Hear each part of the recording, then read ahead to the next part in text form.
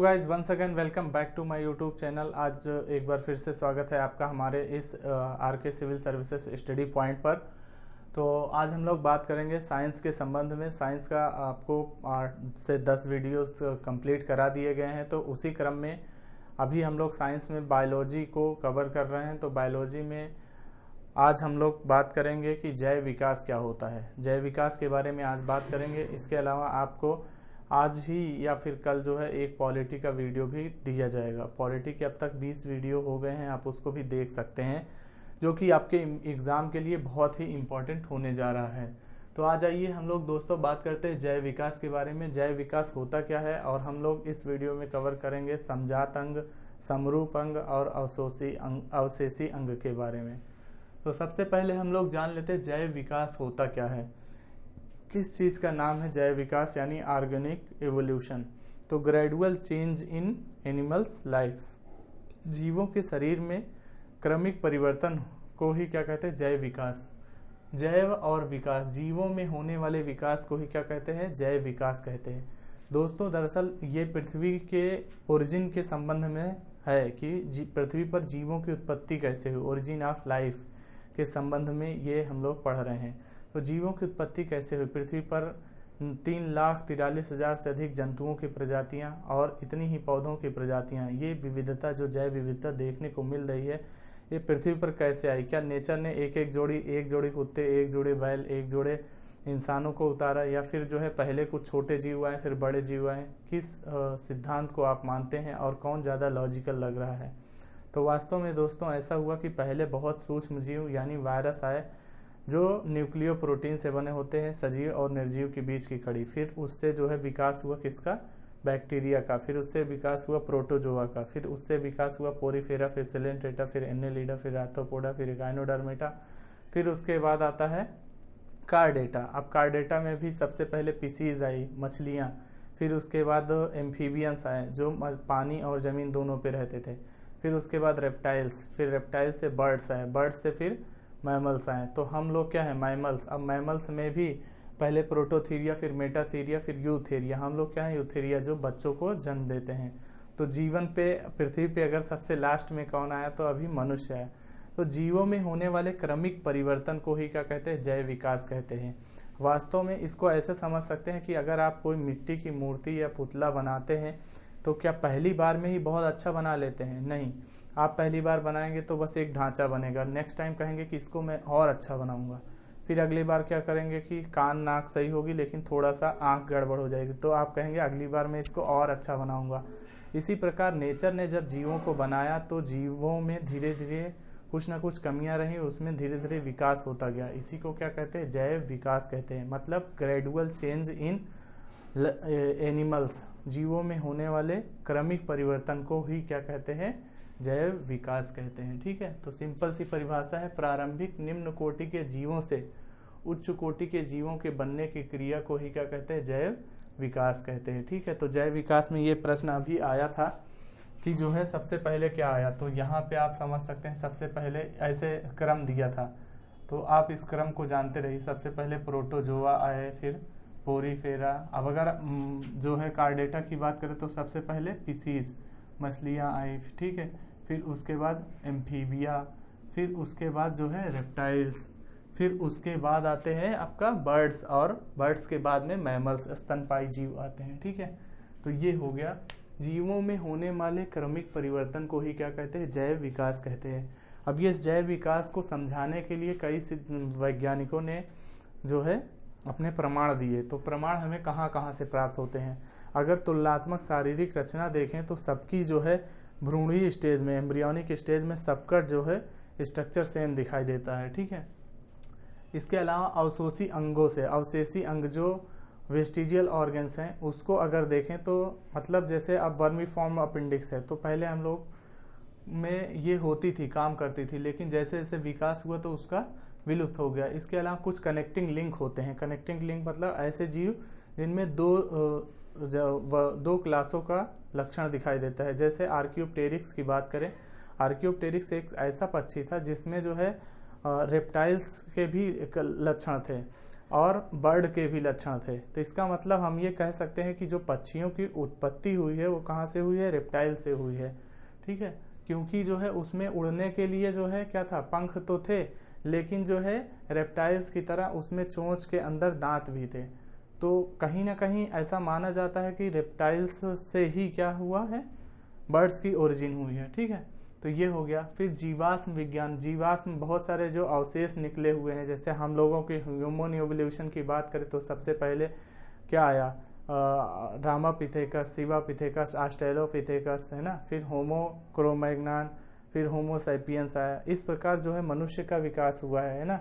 तो विकास जो है एक क्रमिक परिवर्तन है। ठीक है, क्रम क्रम से परिवर्तन होता है। तो इसको समझाने के लिए जो है लैमार्कवाद, डार्विनवाद, ह्यूगो डिब्रीज, तो लैमार्क ने जैसे कहा कि वो जिराफ का उदाहरण दे करके बताया, और डार्विन ने भी जिराफ का उदाहरण, इसको हम लोग डिटेल्स में जो है नेक्स्ट क्लास में देखेंगे कि इनके क्या क्या। यहाँ से एक प्रश्न बहुत पूछा गया है, आप लोग जानते होंगे कि ओरिजिन ऑफ स्पीसीज बुक किसने लिखा, डार्विन कैसे जो है इतने बड़े साइंटिस्ट बन गए, नेचुरल ऑफ सिलेक्शन जैसी थ्योरी दी, प्राकृतिक चयन जिसको बोलते हैं, उसी पे सारा एग्जाम हो रहा है। सर्वाइवल ऑफ फिटेस्ट, योग्यतम की उत्तरजीविता, जो सबसे अच्छा रहेगा वही जीवित रहेगा। सारे कॉम्पिटिटिव एग्जाम इसी से रिलेटेड हैं, इसी पर आधारित हैं कि जो सबसे अच्छा रहेगा वही जीवित रहेगा, बाकी सब एक्सटिंक्ट हो जाएंगे, विलुप्त हो जाएंगे।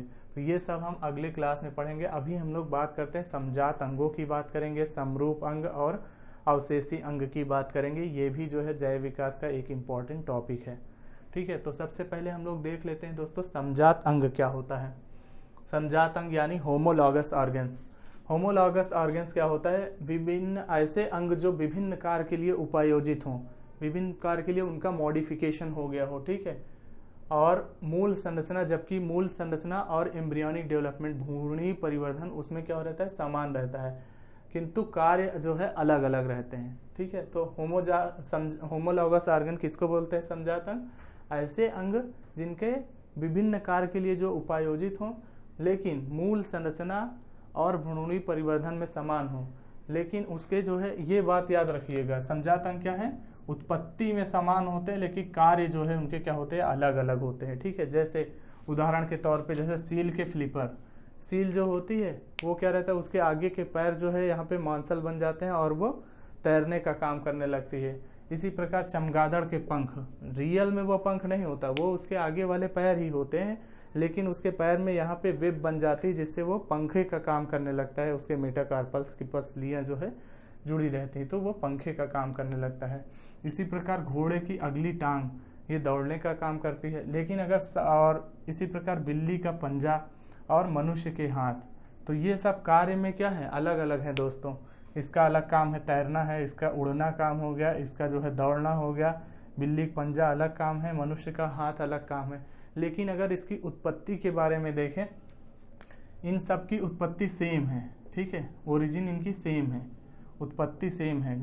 क्यों सेम है, क्योंकि इसमें जो है हाथ की तरह सब में जो है रेडियो अल्ना पाई जाती है, ह्यूमरस पाया जाता है, कार्पल्स और मेटाकार्पल्स ये हड्डियाँ। ठीक है, ये रेडियस हो गया, ह्यूमरस हो गया, रेडियो अल्ना इसमें हो गया। ठीक है, यहाँ पे कार्पल्स और मेटाकार्पल्स ये, ठीक है, कार्पल्स और मेटाकार्पल्स।